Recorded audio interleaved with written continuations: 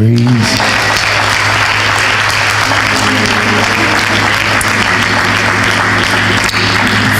Thank you. That's a great way to start your day. First of all, giving all praises to Almighty God and to the angel of this house. That was the time I could have said the birthday boy. I've been knowing him since he was about 14, 15. To the birthday man. Happy birthday. Amen.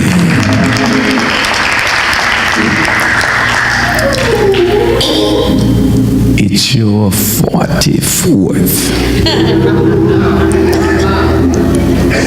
That's a good number. Yes, it is. Yes, it is. Barack Obama was the 44th.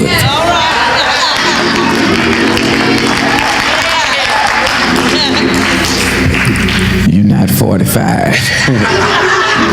Somebody get that when they get home. Touch your neighbor and say, enjoy 44.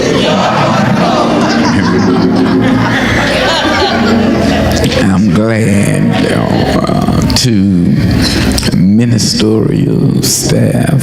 My sister I just met back from New Jersey. I do forgive you for not being from Acres Homes. To the deacons, chairmans, presidents. Oh, I got to bag up a little bit. First Lady.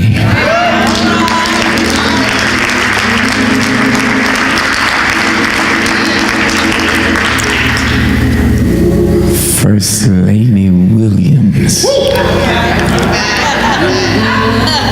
I'm happy to be here. I'm just elated to be here. On his birthday, I received the call from whom the title that would be secretary, whomever called me. And it's really a shaky time for me to be away from where I pastor. I really needed to be close to home. If it had been anybody else in the world, the answer would have been no. But when she said Pastor Jamarian Williams, I immediately said yes. Oh, by the way, thank you for helping me, but it's too late, but they'll get it. I misspelled Jamarian on this check. Let me see, what did I spell? Jamerian.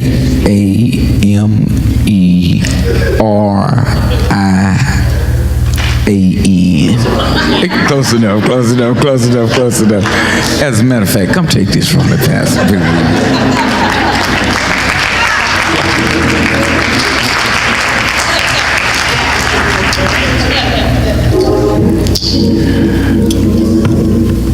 I know this is his birthday. I asked him, can I just preach the gospel? And he said, okay, now when he was introducing me, I was kind of lost. I heard a story once about a 90-year-old lady. Her friends had heard that she was dating a 20-year-old man. Oh, Jesus. And they were calling her saying, girl, I heard you were getting ready to get married to a 20-year-old man. And after so many calls, she finally said, no, it's not true. I'm not getting ready to marry a 20-year-old man. But thank God for the rumor.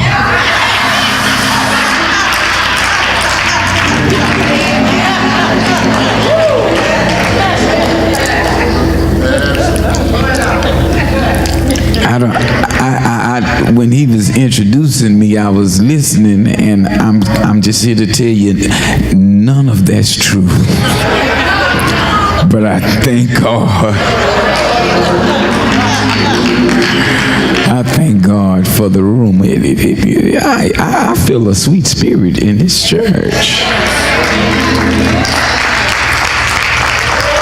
I've been places to preach away from home that I was ready to go home. Yes, there's a sweet spirit in this place.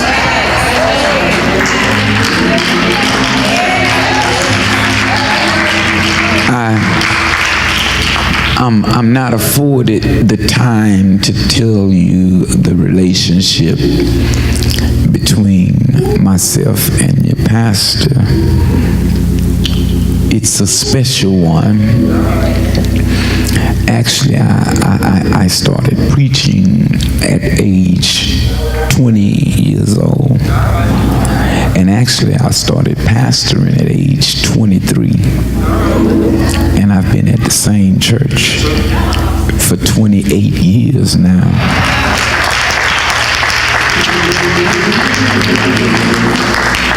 But when I would preach revivals in the area, there was this, he was a slim little guy then. He wasn't a slim little guy. With the glasses on, and they wasn't inviting younger ministers to the pulpit. He'd be on the front row, and when you're preaching, you just look over, and he would be telling you, "Go ahead, go ahead." And that went on for quite a while, and I knew a lot of people. I caught him outside of my eye. I never, knew. And when I started pastoring, I called him to preach, and Lord, have mercy. I love him, I love him, I love him. All I can say about him and tell the truth.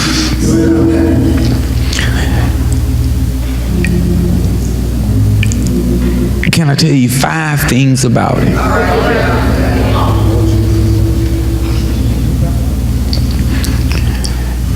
If you got a pen, you can jot them down. Jot them. She got a pen. Other than being a great gospel minister, he has 5 gifts that I love. Qualities. You ready with the pen? She got a pen, so I'm gonna wait on her. He is humble. You ready for number 2? Number 2 is he is humble. Don't stop writing. Ready for number 3? He is humble. I think you get what 4 and 5 is going to be. He is the most humble young man that I know. Yes, I was here that crowded day of installation. I sat in this seat. It was so many ministers here, you wouldn't have remembered me. But I do remember the message. Sir, we would see Jesus. Amen. And this is my second time in this building. And at this time, I'm here to preach. Now, before we look at the book of St. John, I got something I need to do because I brought somebody with me. I brought several people with me, but actually I brought one person with me. I brought my wife. I brought my mother. I brought my teacher. I brought my best friend. I brought my niece. I brought my doctor. I brought my lawyer. I brought my everything. Last but not least, I brought my boss. Who is that getting ready to get married next week? The quick counseling to the husband. Did you catch that? I brought, after we've been married 28 years, October the 20th, just a couple of weeks ago, I say I brought my boss. I say I brought my boss. Mr. Leonard, you remember, he dead and gone now. I had an tax office right by my church when he was about 80 years old, and I would go down and pick his brain, and I asked him, how long you been married? He'd been married about 60 years. I said, what's the key to being in marriage? He said, you really want to know? I said, yes. And he folded his hands like this, and he said, I found out, talk real slow, I found out, son, that she was the boss.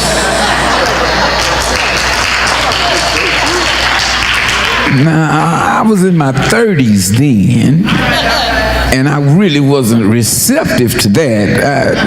I bucked that, you know. What do you mean you brought her? I turned 53 this past July, and he was telling the truth.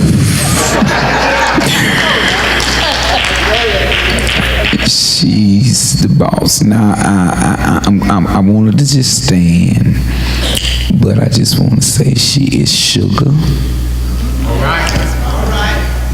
Dipped in honey.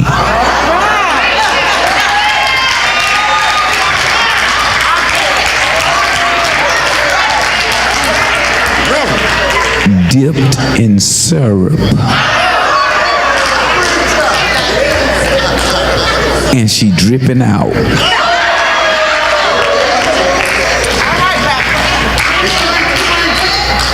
She used to ride by my house in Acres Home on her bicycle when she was 5 years old. True story. And I used to run grab, if you young folk don't know what they are, I used to grab her sissy pump on the back of her bike, and I used to throw rocks at her. I'm talking about 5 years old. I've been knowing her since age 5. Wow. My lovely wife, First Lady Lynn Wright, would you stand?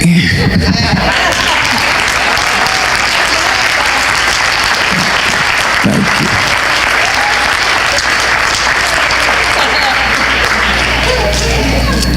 Green-eyed devil.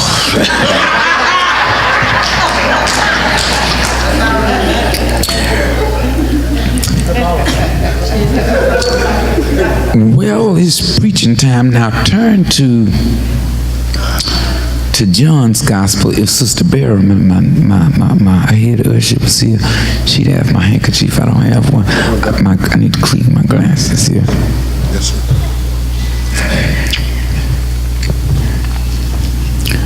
That was a time I could see real good.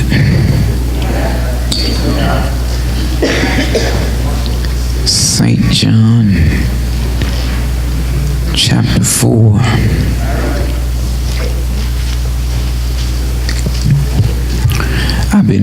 for a topic here. Now, all I'm seeing in my head is spiritual. It's going to be something in that area, spiritual, just that won't leave me. I'm going to look at chapter 4 and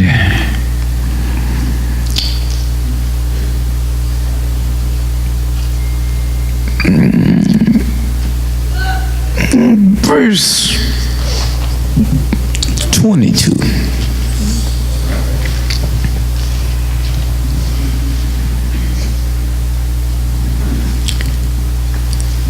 And you find these words on record. Verse 22, chapter 4, St. John. Ye worship, ye know not what. We know that we worship, for salvation is of the Jews. But the hour cometh, and now is, when the true worshipers shall worship the Father in spirit.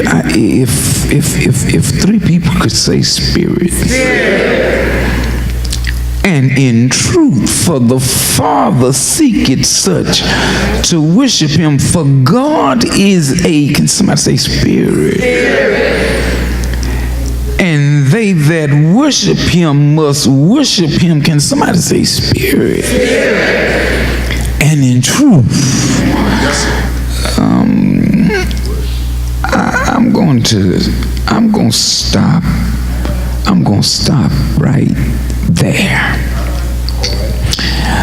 You may be seated. God to give me a topic as I move on a little further. But I know one thing at this point. I just know I feel spirit. I feel spirit in the text. You gonna help me, aren't you? You gonna help me, aren't you? Yes. I drove to East Texas once, and I was a long night's drive and got turned around and almost drove all the way back to Houston and had to turn around and make up that ground, and I should have been there. Got to the hotel too early. They wouldn't let me in, and finally somebody I knew in that town let me come to their house and say, lay in the bed, the house is yours, etc. That morning I couldn't say thank you enough. I thank you, and they say, you don't stop. So it's okay. And they say, just remember this, you owe me one. And I'm just wondering, is it anybody in here that God have made a way just when you needed him, came through just when you needed him, made a way just when you needed him? Is it anybody? Touch your neighbor and say, you owe him one. Give God just one more praise, just for waking you up this morning. You owe him one for giving you a little health and a little strength. You owe him one for letting you be in the house of the Lord on this Veterans Day. Is there anybody here that feel like I do that? We just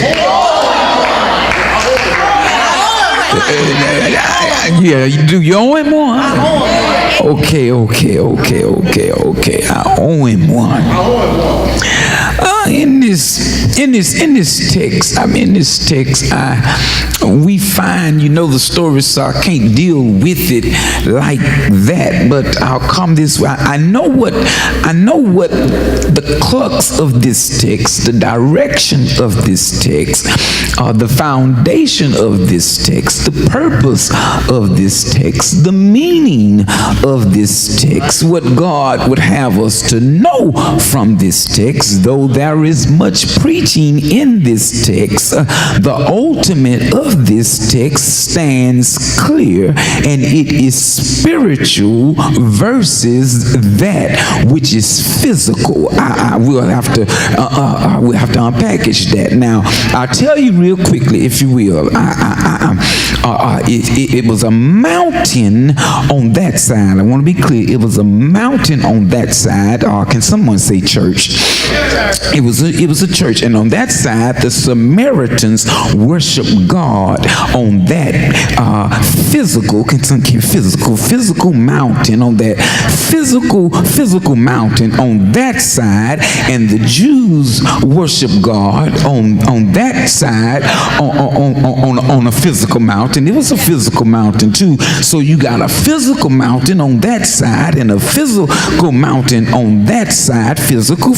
You with me? Physical mountain, and you understand what I'm saying? A physical building, a physical church, and there was an argument and a debate and the goings on between the Samaritans and the Jews, and they didn't deal with each other because y'all go to church on that physical mountain and we go to church on this physical mountain, and y'all do y'all physical thing over there and we'll do our physical thing over here, and we don't dwell with each other because everything is just separates us because of physicality. Now God knows that this woman needs to know that it is not about that which is physical. I wish I had time to go around. I see some beautiful women in here. I see some beautiful hats. I asked about those hats when I walked in. She said, if you think they're beautiful, he made them, you made them, but he can agree that they are physical. They're physical. Are you with me? And so they were caught up in this physical thing, and Jesus say, I got to, if I dealt with the scripture, because you read it already. If I dealt with it, you know that the truth is Jesus and his disciples was walking. They were traveling, and Jesus made a minute and a second notice and said, I must need. I wish I had time to deal with the word must, but I don't. But he said, I must need go this way. Gotta go that way. Somebody say, gotta go that way. I just want to test your pulse and see if you're still alive with me. Okay, I must go that way because there's a physical argument going on and a physical separation, and I need to let them know that God is a spirit, and they bragging about them physical churches on them physical mountains, and they need to know that God is a spirit. I didn't mean to give it away that quick. I just couldn't help myself. But he say, I must need go that way. And I love God because he know when you're caught up in your physicality. He caught you one day in your physicality. You was in the club. You don't have to tell us about it. Yeah, you was shooting pool. You don't have to. You was shooting dice. But he must need come that way because he wanted to save your life. Yeah, but he had to ask you for something before he could get some out of you. He forced you to reject him by what he asked you for when all he was trying to do was give you something. I can't help myself. I'm giving away the sermon before time, but I just got to go here and touch this here because you already know it's true. He said, look, give me, can I, he came to the well. Yeah, right. He came to the well and he met her at the well. She was at the well. Now, this is not my sermon. Just keep it in your mind. He came to the well. She came to draw. Can you say draw? Just keep drawing your mind. Deal with it when you get home. She came to draw, some water, and he came to draw her. I didn't want to give that away, but I had to. Yes. And all he was doing was asking so he could give. You'll get that when you get home. He was asking so he could give, but she was smart aleck, you understand what I'm saying? And you know they didn't deal with each other, you understand? Now when he got there, they were dressed differently because she had on her Samaritan attire and he had on his Jewish attire, and she automatically peeped him real quick, smoked him over, looked him up and down and say, I don't want to deal with you. And that's why a lot of us ain't blessed right now, because God sent your blessing, but you looked it up and down. I see so many women on Facebook, social media, on Twitter. You know, they talk more about a man than they talk about the Lord. Every woman just seems like, I want a man, I want a man, I want a man. And they praying for a man, and the physical man showed up in their face, but he didn't physically look like what they wanted to deal with. And God, and you passed up what God sent you because you didn't want to deal with it.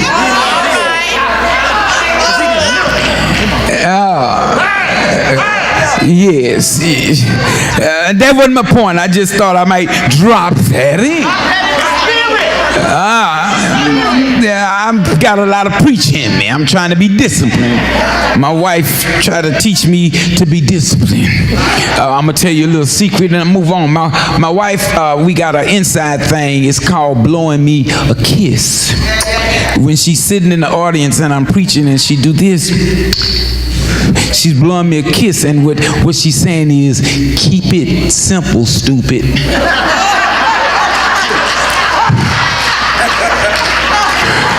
I wish I had somebody say, no, you don't have to say that, but I'm trying to keep it simple, you know. Because I don't even want to look away, you understand? Because I already see her watching her watch saying, now you got about 10 more minutes and you ain't got to your point yet, you understand? So I'm going to preach to this side if I won't look over there. I don't, because she's trying to keep me timely because I ain't got no discipline. So at the well, where was I? And your physical tie, and I don't deal with you, and sir, no. And so now he came to draw her, and whenever God or whenever Christ is trying to draw, he's always going to draw spiritually. He's never going to draw physically.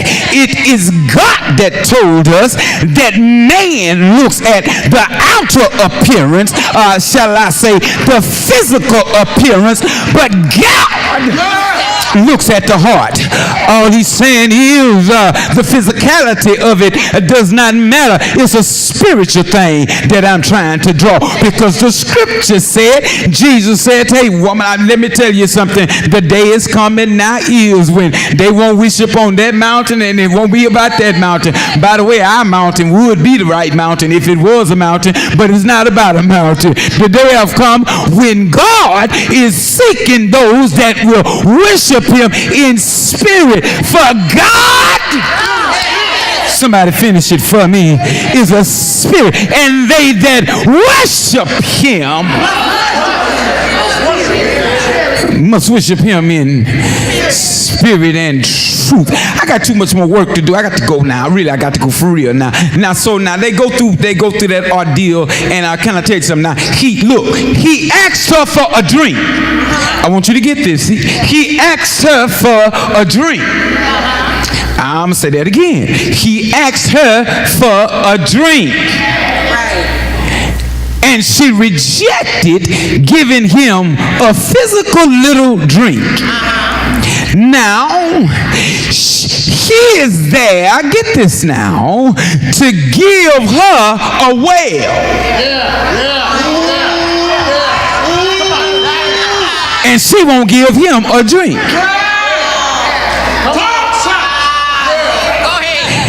He is there asking, not that he really needs it. He's trying to teach us something. I hear that saying, I love it. It's a teaching moment, a teaching moment. He's giving her a teaching moment when he say, give me a drink. Because he knows if you give me a drink, I'm going to give you a well. But she doesn't know that, so she denies him a drink. That's why a lot of you can't get what you're praying from. They can't get what you're praying for. That's why a lot of you can't get your blessing. That's why a lot of you can't get what you're asking God for. That's why a lot of you can't get it because you're so stingy and you won't give. You got to give to receive. The Bible say you reap what you sow. He's trying to give her something and she won't give him anything. Can I not see? Now watch this here, Pass. You're gonna like this here.